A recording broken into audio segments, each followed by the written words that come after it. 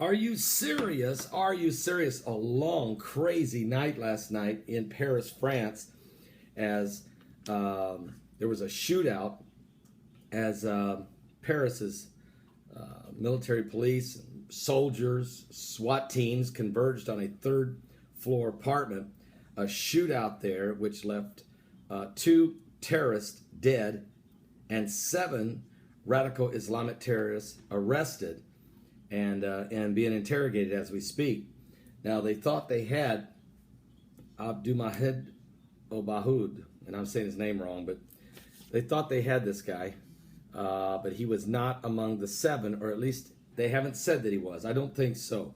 Now, meanwhile, while that was going on, there was one of the two that died of the terrorists was a female terrorist who blew herself up and wounded 5 French police officers. So it was really ugly last night, and that's what happened. Meanwhile, in the United States, 2 Air France flights from the United States to Paris had to be diverted and turned around after a very credible bomb threat.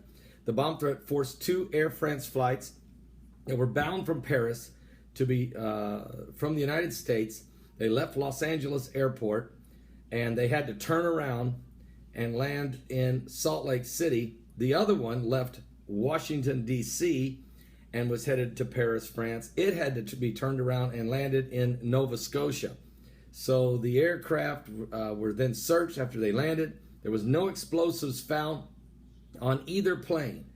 The flights were subject of anonymous threats received by phones after the takeoff, according to Air France spokesperson. And before the jets were given the all clear, the airline said that the authorities are carrying out complete inspections of the aircraft, the passengers, and their luggage. All the passengers were questioned. The FBI said later that no evidence had been found, but the constant threat that the disruption in the lives of the Western world is part of the terroristic approach that we're witnessing here by ISIS and all the radical Islamic Muslim militant groups that we have been witnessing that are creating the chaos and the confusion and the carnage.